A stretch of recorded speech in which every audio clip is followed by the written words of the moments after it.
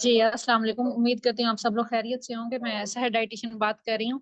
आज की जो है हमारी वर्कशॉप है जो हमारी डाइटिशियन इशरत फातिमा और डॉक्टर आयशा करवाने जा रही हैं, surgical management of cholecystitis and its nutritional therapy. तो हम पहले थोड़ा सा एकेडमी का इंट्रोडक्शन करते हैं, एकेडमी मेंबर्स का इंट्रोडक्शन करते हैं, उसके बाद इंशाल्लाह हम आगाज करेंगे, स्टार्ट करेंगे। तो सबसे पहले जो है हमारे एकेडमी में जो है डॉक्टर आयशा जनरल सर्जन हैं, डाइटिशियन इशरत हैं, डाइटिशियन मिसबा हैं, डाइटिशियन समन शौकत हैं, डाइटिशियन ही सॉरी ये फिजियोथेरेपिस्ट हैं। उसके साथ डाइटिशियन अरीज फातिमा है, नूर हैं, डाइटिशियन सहरिश हैं और हमारे साइकोलॉजिस्ट, ये जो हम सब लोग मिलके जो है ऑप्टिमम न्यूट्राफिट एकेडमी को जो है रन कर रहे हैं या सर्विसेज प्रोवाइड कर रहे हैं। और वॉलंटियर्स हैं, वॉलंटियर्स में मोस्ट वेलकम फिजा माशाल्लाह बहुत अच्छा काम कर रही हैं। फिजा एमन हिना और किंजा वॉलंटियर्स जो है वो अंडर ग्रेजुएट्स हैं और अंडर ग्रेजुएट्स को प्रेफर किया जाता है। वॉलंटियर्स और भी हम अटैच अपने साथ करने जा रहे हैं इंशाल्लाह। खैर, उसके बाद हमारी एकेडमी जो सर्विसेज प्रोवाइड कर रही है, ऑनलाइन इंटर्नशिप्स हैं, डाइट प्लान्स हैं, काउंसलिंग हैं, कंसल्टेशंस हैं और उसके साथ साथ जो है वर्कशॉप्स, वेबिनार्स वगैरह जो ऑलरेडी आप लोग सब देख रहे होते हैं। ठीक हो गया। खैर, अच्छा, रिकॉर्डिंग आप लोग को मिलेगी तो आप लोगों ने कोशिश करनी है कि जरा फोकस से सुनना है, क्योंकि अभी हमारे साथ अटैच हैं डॉक्टर्स। उसके बाद तो फिर आप रिकॉर्डिंग में ही सुन सकते हैं। खैर, तो अब एकेडमी जहाँ से अप्रूव्ड है वो है मेडिक प्रो इंटरनेशनल एकेडमी से। इनकी जब आप वेबसाइट चेक करेंगे तो वहाँ पे जो है वो हमारे एकेडमी का मेंशन किया हुआ है, रजिस्ट्रेशन नंबर भी कहाँ और लीगल नेम वगैरह और कंट्री भी सारा कुछ, यस, सेंटर नंबर भी। खैर, अब मैं डॉक्टर आयशा को इनवाइट करना चाहूंगी कि आप प्लीज अपना इंट्रोडक्शन करवा के जो है वो स्टार्ट करें। Thanks. Assalamu alaikum everyone. I am Dr. Aisha Masroor. I am working as a general surgeon as well as breast surgeon, and also I am doing the laparoscopic surgeries at Hyderabad Sindh. ठीक है, तो मेरा FCPS है general surgery में और मैं इन चीज़ों को रन कर रही हूँ। तो today is our topic of discussion is surgical management of cholelithiasis. So basically, next please. So basically, what is the cholelithiasis? Cholelithiasis is a combination of two words. Ishrat next कीजिएगा.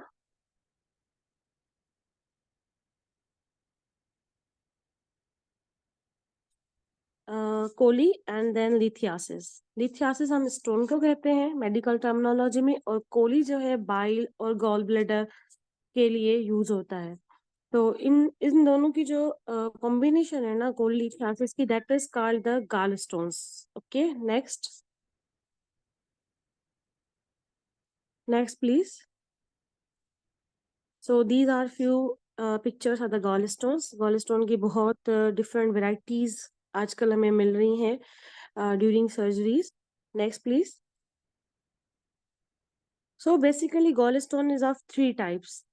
One is the biliary, one is the cholesterol stone, and other one is the mixed type as well.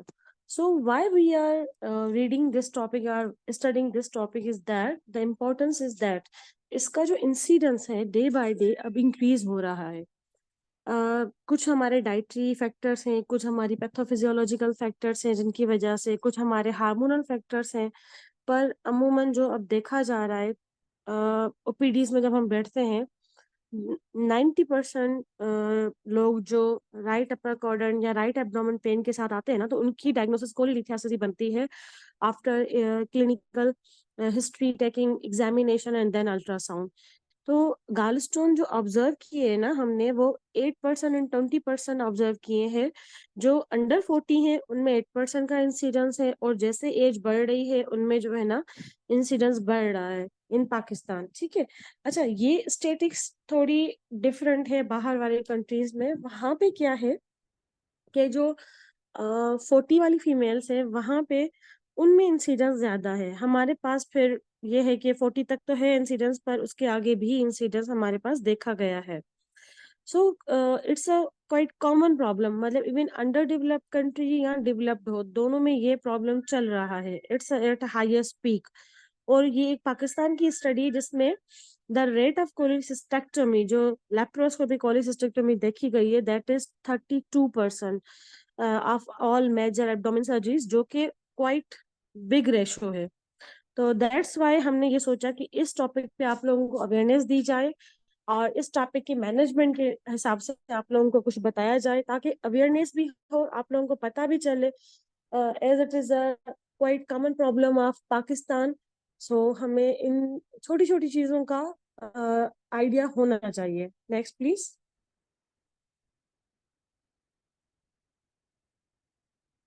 So actually, cholelithiasis, that is the gallstone. Gallstone is that is present in the gallbladder. The green one that is shown in the picture is a gallbladder.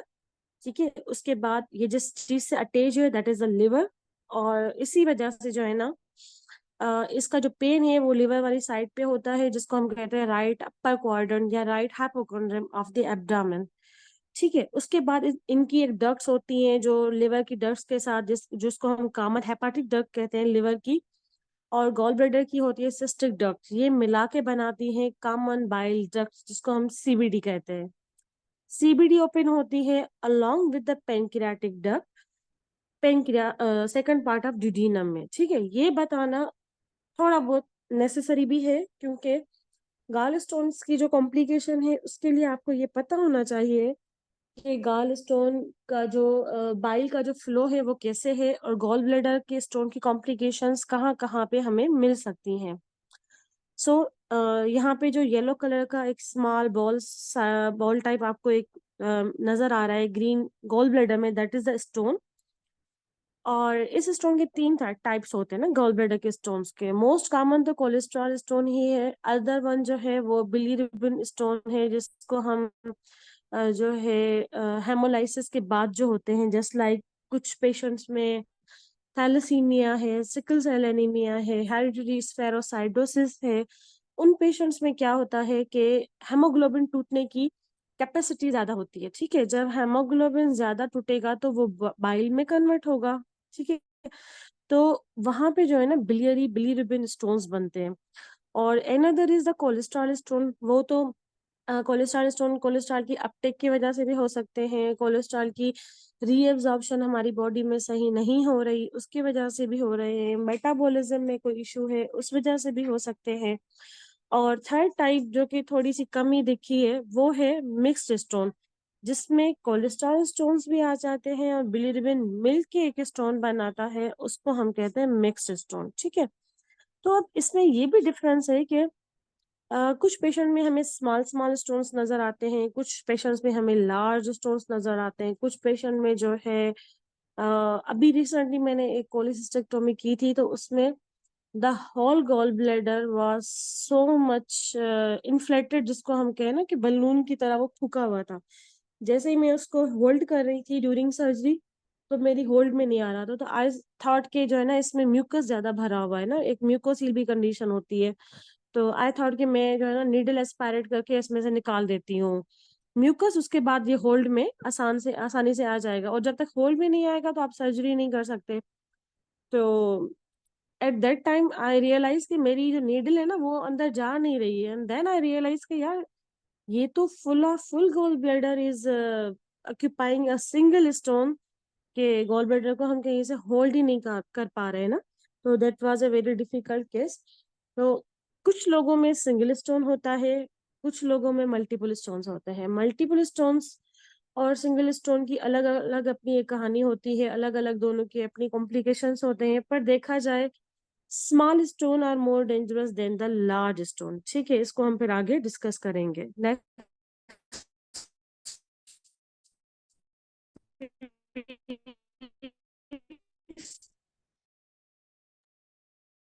Next please. अच्छा, participant से एक question है कि आप लोगों में से कितने लोग जो है वो कोलिलिथियासिस से वेल नोन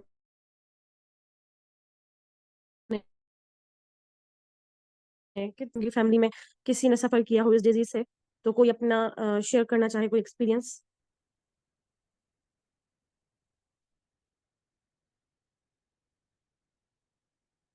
चलो, कोई चैट बॉक्स में अगर मेंशन करना चाहे तो मेंशन कर सकता है। ठीक है, आप अपने क्वेश्चन भी चैट बॉक्स में मेंशन कर दीजिएगा। So basically, cholelithiasis that are the gallstone and it has a risk factor of 4F. Okay, 4F is very important in cholelithiasis. जैसे one is for female, ये फीमेल्स की disease है, mails में बहुत कम आपको देखने में मिलेगी, ठीक है। और जो डिजीजेस फीमेल्स की है ना, वो अगर मेल में हो जाती है तो surgery will be very difficult in that case. तो जब भी मेल का कोई हमें कोलिडिथेसिस मिलता है ना, तो हम पहले से अलर्ट होते हैं कि this surgery will be very difficult. And then fertile female वही होती है जो 40-45 की एज तक होती है, ठीक है। फैटी से क्या होता है कि and then 40 is something that is fertile. 4F is very important. अच्छा, पर इसमें एक एफ जो था ना, वो फेयर का एफ भी था, कि मतलब जो गोरे चिट्टे लोग होते हैं ना, उनमें भी होता है। पर वो था यूके यूएसए वाले लोगों के लिए, वेस्टर्न कंट्रीज के लिए। हमारे पास फेयर लोग नहीं थे इतने अमूमन। पर instead of that we have a highest rate of cholelithias in our area और ब्लडर में, it will cause some symptoms। और जब वो सिम्टम्स करवाएगा, the early phase of that symptoms को हम acute cholecystitis कहेंगे, that is infection of the gall bladder. और जो लेट फेज आएगा ना इन्फेक्शन का, रिपीटेडली एक गॉल ब्लैडर में इन्फेक्शन होता रहेगा, तो it will be called as a chronic cholecystitis. Cholecystitis is basically the infection of the gall bladder, ठीक है। अच्छा, यही इन्फेक्शन जब कुछ कंडीशंस में जो है ना विदाउट स्टोन भी होता है, तो हम उसको कहते हैं अकल्क्यूलस कोलिसिस्टाइटिस, ठीक है। Next please.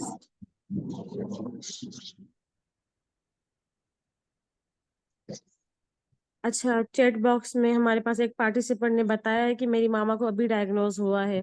तो क्या बेटा आप अभी सर्जरी के लिए गए हैं, या अभी आप वेट कर रहे हैं उसके लिए? और उनके अल्ट्रासाउंड में सिंगल स्टोन है या मल्टीपल है, ये आप बताना। चलो, move towards next slide. This is very good picture, जिसमें आपको गॉल ब्लैडर में मल्टीपल स्टोन्स नजर आ रहे हैं। और एक स्टोन आपको एक डक्ट में, आगे जो डक्ट है उसमें नजर आ रहा है। That duct is called common bile duct, ठीक है। सिस्टिक डक्ट के नीचे एक है कॉमन बाइल डक्ट, वहां पे आपको येलो येलो एक स्टोन नजर आ रहा है। अच्छा, ये स्टोन की मतलब लोकेशन पे डिपेंड करता है कि वो कॉम्प्लिकेशन कौन सी करवा रहा है, और उसका फिर कॉम्प्लिकेशन का नेम क्या बनता है ना। ये भी हम आगे चल के इसको डिस्कस करेंगे। हम इसमें पूरा हमारा ना ओवरव्यू है कोलिलिथियासिस का, that is background is that incidence हमारा इस डिजीज का बढ़ रहा है, ठीक है। और साइज वेरी करते हैं, उन पे कोई हार्ड एंड फास्ट रूल नहीं है हमारा। साइन एंड सिम्टम्स यही है कि कुछ पेशेंट हमारे पास राइट हाइपोकोंड्रिक पेन के साथ आते हैं, मतलब राइट अपर क्वाड्रेंट पेन जिसको हम कहें, जो लिवर वाली साइड है, ठीक है। कुछ हमारे पास आते हैं एपिगेस्ट्रिक पेन, जो अमूमन हम कहते हैं ना मादे का दर्द हो रहा है। कुछ हमारे पास वॉमिटिंग के साथ आते हैं, कुछ हमारे पास डिस्पेप्सिया के साथ आते हैं, मतलब डकारे आना और मतली होना। और कुछ लोग हमारे पास पेशेंट्स ऐसे भी आते हैं कि पूरे पेट में वो दर्द की शिकायत करते हैं। अच्छा, टिपिकल फीचर जो होता है ना कोलिडिथियासिस के पेन का, that is the pain associated with the fatty meal, ठीक है। जब भी हमारा पेशेंट जो है वो फैटी मील लेगा, तो होता क्या है, जैसे ही पेशेंट फैटी मील लेता है स्टमक से, वो जो है ना पेनक्रियास के पास एक वो जाता है सिग्नल, वहां से वो सिग्नल ड्यूडेनम के पास जाता है, वहां से सीसी के रिलीज होता है। जो सीसी के है कोलिसिस्टोकाइनिन जिसको हम कहते हैं, वो क्या करवाता है, जैसे ही हम खाना खाएंगे ना, हमारा गॉल ब्लैडर कंट्रैक्ट होगा, ठीक है। जैसे ही वो कंट्रैक्ट होगा तो क्या होगा, जितना बाइल उसमें जमा हुआ होगा वो वहां से मूव होके नीचे जाएगा, ठीक है। अच्छा, अगर हम खाना नहीं खाएंगे, काफी देर हमारी फास्टिंग रहेगी, तो उससे क्या होगा, वो बाइल जमा होता रहेगा गॉल ब्लैडर में, और वो नीचे नहीं जाएगा। अच्छा, कभी कभी इस वजह से भी ज्यादा टाइम बाइल वहां पे जमा होगा, तो वहां पे रीअब्जॉर्प्शन हो जाएंगी चीजों की, मेटाबॉलिज्म पे इफेक्ट होगा, तो कभी कभी उस वजह से भी स्टोन्स बनते हैं, ठीक है। सुपर सेचुरेशन हो जाती है, तो उस वजह से भी स्टोन्स बनते हैं। अच्छा, काजेज इसके वही है, imbalance with in the bile, chemical imbalance with in the bile. या फिर कोलेस्ट्रॉल गॉल स्टोन हो, बंदे का वेट ज्यादा हो, बंदे में कोलेस्ट्रॉल की कैपेसिटी ज्यादा हो, या हो सकता है कि उसमें हेमोलाइसिस ज्यादा हो रही हो, कोई डिजीज हो, जैसे मैंने प्रीवियसली बताया आपको, थैलेसीमिया है, हेरेडिटी स्फेरोसाइटोसिस है। तो इन सब चीजों की वजह से, या फिर पेशेंट सिवियरली इल है, ठीक है, वो लॉन्ग एनपीओ पे है, मतलब वो मुंह से ले नहीं पा रहा किसी और कंडीशन की वजह से, तो उसमें भी जो है ना कोलिडिथियासिस के चांसेस बढ़ जाते हैं। ठीक है। डायग्नोसिस इसकी बहुत ही सिंपल है। क्लिनिकली आप 80% कोलिडिथियासिस को रूल आउट कर लेते हो। बाकी जो कंफर्मेटरी डायग्नोसिस होती है ना, वो एक अल्ट्रासाउंड एब्डोमेन पे कंफर्म हो जाती है। ठीक है। This is called the gold standard diagnosis. जो हम अल्ट्रासाउंड ऑफ एब्डोमेन करते हैं ना, that is the gold standard diagnosis for the cholelithiasis. Next please. अच्छा, नॉर्मली क्या होता है कि जो इस्ट्रोजन है ना, वो जितनी थोड़ी क्वांटिटी में हमारी बॉडी में होता है, वो कोलेस्ट्रॉल के साथ मिलके कोलेस्ट्रॉल को मेटाबॉलिज्म में हेल्प करवाता है। ठीक है।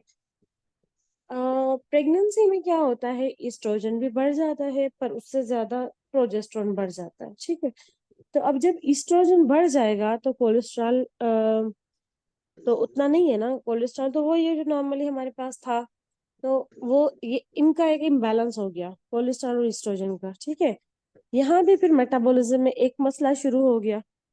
अच्छा, दूसरा मसला ये होगा, जब प्रेगनेंसी में आपका प्रोजेस्ट्रॉन बढ़ जाएगा।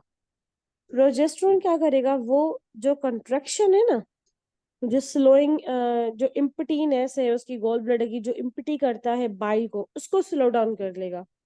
मतलब उसको बाइल नीचे फेंकने नहीं देगा। जब बाइल ज्यादा देर तक गॉल ब्लैडर में रहेगा, तो क्या होगा, वहां पे सेचुरेशन सुपर सेचुरेशन में कन्वर्ट हो जाएगी। बाइल जो है, बाइल फ्लूइड जो है वो थिक हो जाएगा, तो वो भी गॉल स्टोन में कन्वर्ट हो जाएगा वहां पे। तो प्रेगनेंसी में ये दो चीजें ऐसी होती हैं जो इम्बैलेंस करती हैं मेटाबॉलिज्म को, और इस तरीके से जो है हमारा कोलेलिथियासिस इन प्रेगनेंसी बनता है। ठीक है। So this is the picture जिसमें आप देख सकते हैं कि we have a gall stone in the gall bladder. वही स्टोन हमारे पास में सिस्टिक डक्ट में है। ठीक है, ये सिस्टिक डक्ट है जो गॉल ब्लैडर को बाकी डक्ट से मिला रही है। और जो अनदर डक्ट है वो कॉमन हेपाटिक डक्ट है, जो सिस्टिक के साथ मिल के नीचे कॉमन बाइल डक्ट बना रही है। और जो थर्ड वाला स्टोन है ना, वो कॉमन बाइल डक्ट में है। फोर्थ वन स्टोन जो है आपका, वो पेंक्रियाटिक डक्ट में है। अब अगर स्टोन गॉल ब्लैडर में है तो हम उसको कहेंगे कोलिसिस्टाइटिस, जब इसका इन्फेक्शन करवाएगा। ठीक है। और जो है जब स्टोन जो है सीबीडी में आ जाएगा, हम इसको कहेंगे कोलिडो कोलिलिथियासिस। कोलिडो जो है ना, वो सीबीडी को कहते हैं, कोलिडो कोलिलिथियासिस। एंड देन जब स्टोन जो है इसमें पेंक्रियाटिक डक्ट में आ जाएगा, तो वो वहां पे जो इन्फेक्शन करवाएगा उसको हम कहते हैं पेंक्रियाटाइटिस। ठीक है। Next please.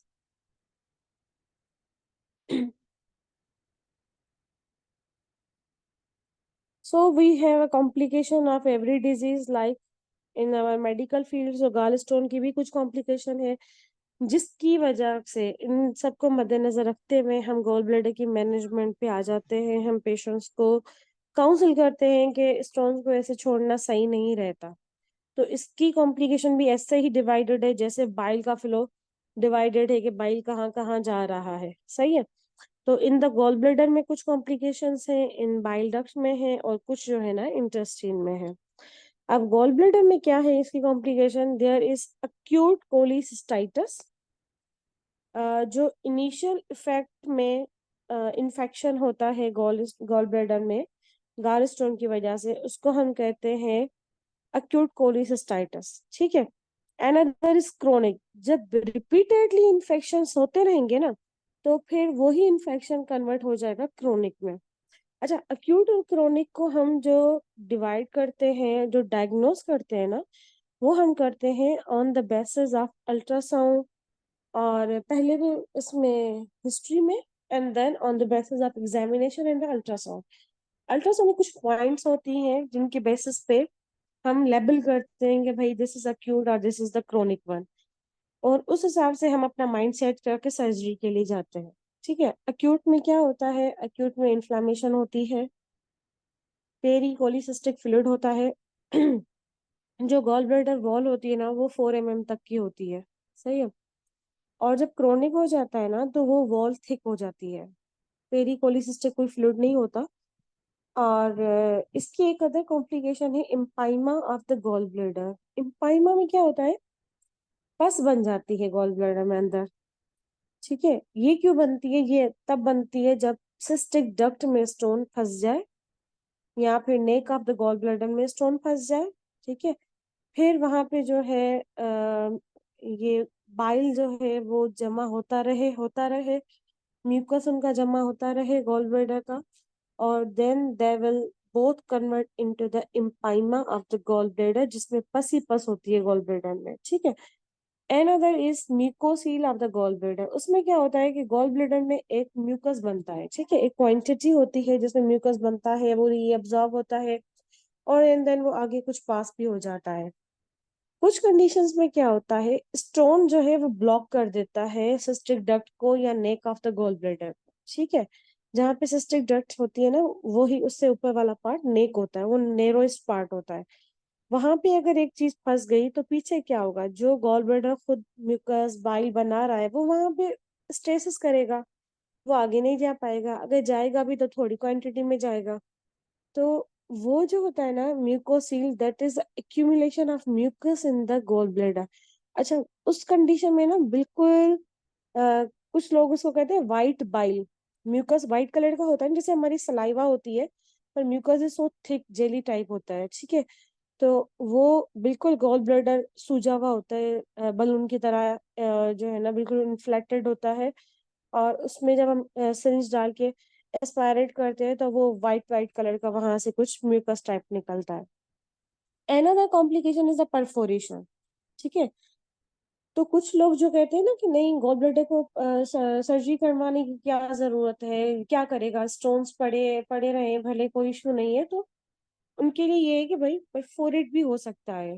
ठीक है, और जब गॉल ब्लैडर स्टोन की वजह से परफोरेट हो गया तो क्या होगा? बाइल तो बंद सीक्रेट होता रहेगा ना गॉल ब्लैडर से, वो बहता रहेगा फिर अंदर एब्डोमेन केविटी में, और वहां पे फिर वो पेरिटोनाइटिस करवा सकता है। Another complication is the gangrene of the gall bladder. अच्छा, ये कॉम्प्लिकेशन ज्यादातर डायबिटिक पेशेंट्स में देखी गई है।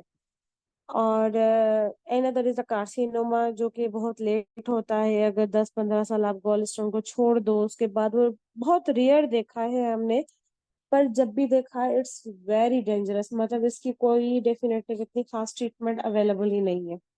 ठीक है, और ये जब हमें पता चलता है ना गॉल ब्लैडर कार्सिनोमा का, तो इट्स ऑलरेडी टू लेट।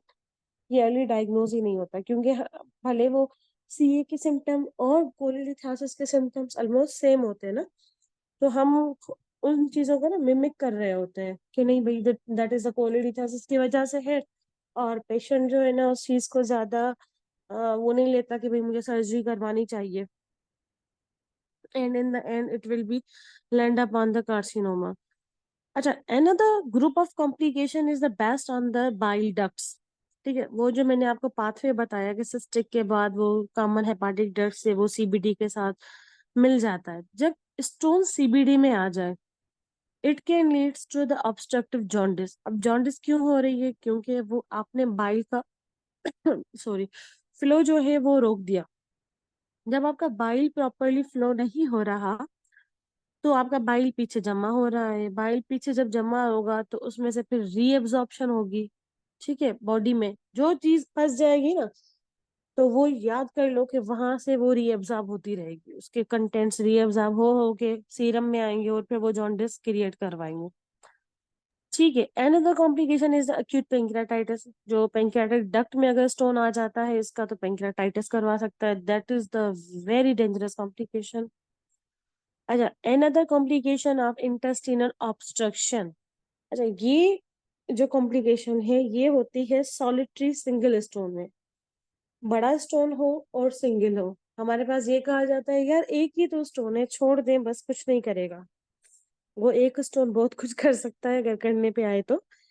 तो ये क्या होता है कि स्टोन की वजह से, जहाँ पे स्टोन लॉज कर रहा होता है, मतलब लटक रहा होता है, ठीक है, बाई गॉल ब्लैडर क्या है, एक थैली नुमा एक स्ट्रक्चर है ना, उसमें स्टोन लटक रहा है, ठीक है। वो अब उस एरिया में स्टोन के प्रेशर की वजह से नेक्रोसिस होगी, मतलब वहां के जो लेयर्स है ना वो समझो कि खत्म हो जाएंगे।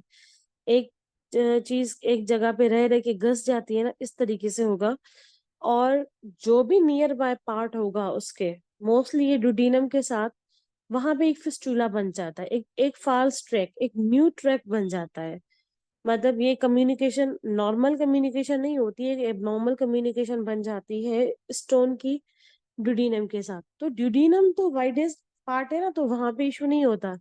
वहां से फिर वो स्टोन गॉल ब्लैडर से निकल के ड्यूडेनम में आ जाता है, ड्यूडेनम से निकल के जब आइलियम में जाता है ना, that is the narrowest part. वो जो ट्यूबुलर स्ट्रक्चर है ना, वो उसका उसकी विड्थ जो है ना वो छोटी है, वहां पे आगे वो फंस जाता है। जब वो फंसेगा तो इंटेस्टाइनल ऑब्स्ट्रक्शन होती है, और ऑब्स्ट्रक्शन में पता चलता है कि भाई ये तो जो है ना कोई रेडियो ओपेक शेडो है, या जो है ना कभी सीटी पे पता चलता है, क्योंकि गॉल ब्लैडर के जो स्टोन है ना वो जस्ट 10% आर रेडियो ओपेक।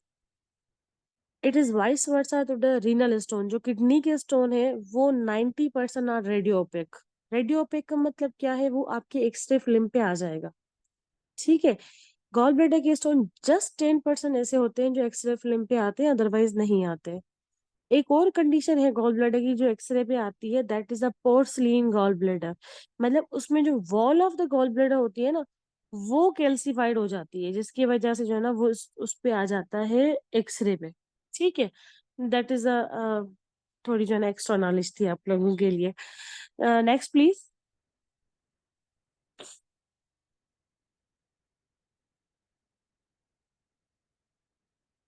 अच्छा, आप लोगों के जो भी क्वेश्चन हो ना, आप लोग चैट बॉक्स में पोस्ट कर सकते हैं, या फिर इन द एंड जो है ना हम इंटरेक्टिव सेशन रखेंगे, आप उसमें भी पूछ सकते हैं, ठीक है।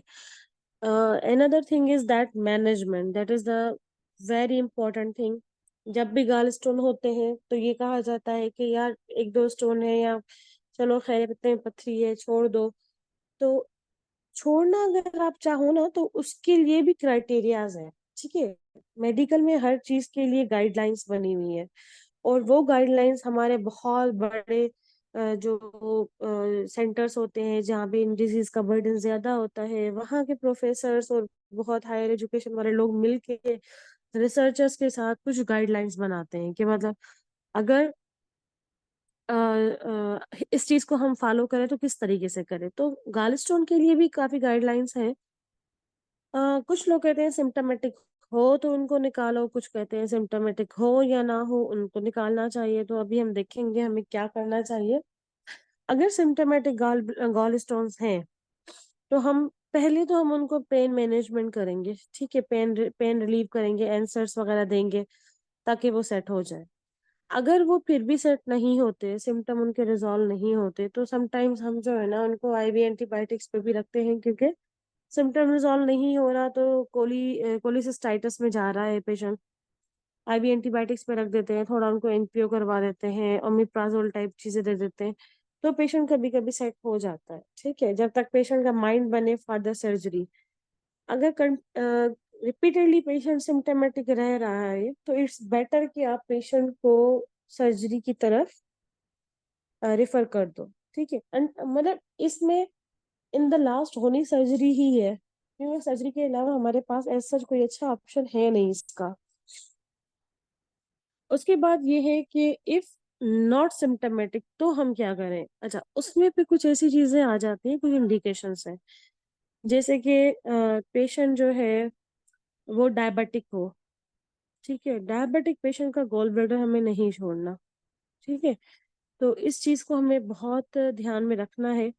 डायबिटिक पेशेंट में असिम्टोमेटिक इसलिए होते हैं क्योंकि उन डायबिटीज की जो न्यूरोपैथीज की वजह से उनको पेन फील नहीं होता, एक्चुअली उनको पेन हो रहा होता है पर उनको पेन फील नहीं होता न्यूरोपैथी की वजह से, ठीक है। तो होता क्या है कि वो गॉल ब्लैडर रिपीटेडली इन्फेक्शंस में जा जाके वो गैंग्रीनस गॉल ब्लैडर बन जाता है, वो परफोरेट गॉल ब्लैडर बन जाता है, ठीक है। तो इसमें हमें सोचना चाहिए कि हम elective C section elective laparoscopic cholecystectomy करें। LC is the laparoscopic cholecystectomy, या फिर हम जो है ना इसको क्लिनिकल फॉलोअप पे रखें। तो ये नॉन सिम्टोमेटिक गॉल स्टोन की इंडिकेशन पे डिपेंड करता है। अगर तो ये डायबिटिक पेशेंट है तो भाई इसको रखो, पहले ही इलेक्टिव पे निकाल दो। अगर ये नॉन डायबिटिक पेशेंट है, नॉन सिम्टोमेटिक पेशेंट है, हाँ ठीक है, स्टोन की साइजेस थोड़ी बड़ी है कि मतलब हमें इतना कंफर्म है कि ये सीबीडी में स्लिप नहीं हो सकते, तो हम इनको क्लिनिकल फॉलोअप पे छोड़ सकते हैं, पर फिर भी विजिलेंट रहना पड़ेगा पेशेंट के लिए हमें। Next please.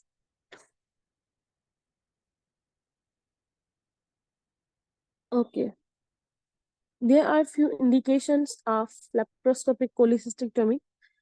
ठीक है, आगे मैं ये डिस्क्राइब करूंगी कि इनकी जो है ना कोलिसिस्टेक्टोमी क्या है, और लेप्रोस्कोपिक और open one. So the indications are biliary colic, ये वही है कि राइट अपर क्वाड्रेंट में आपको पेन हो रहा है, और इसके अलावा वोमिटिंग, फीवर।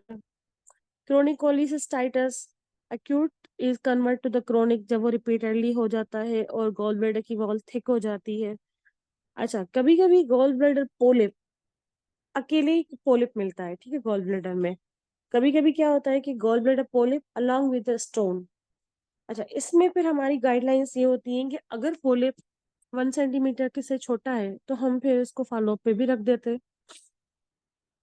और सिंगल पोलिप है, अगर पोलिप विथ स्टोन है तो हम फिर निकाल देते हैं, ठीक है, वो इंडिकेशन आ जाती है निकालने वाली।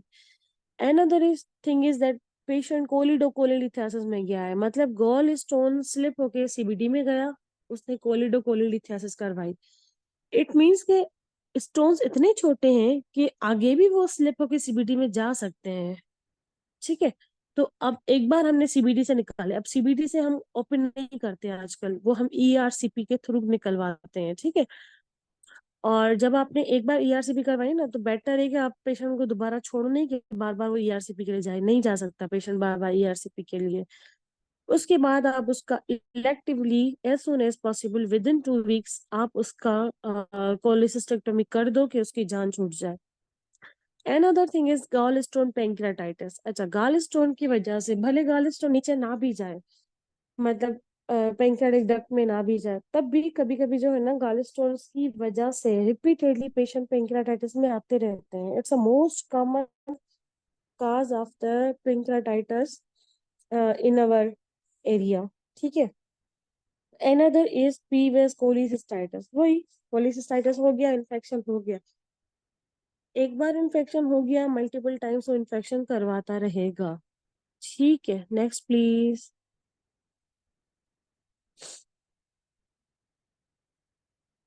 Next please.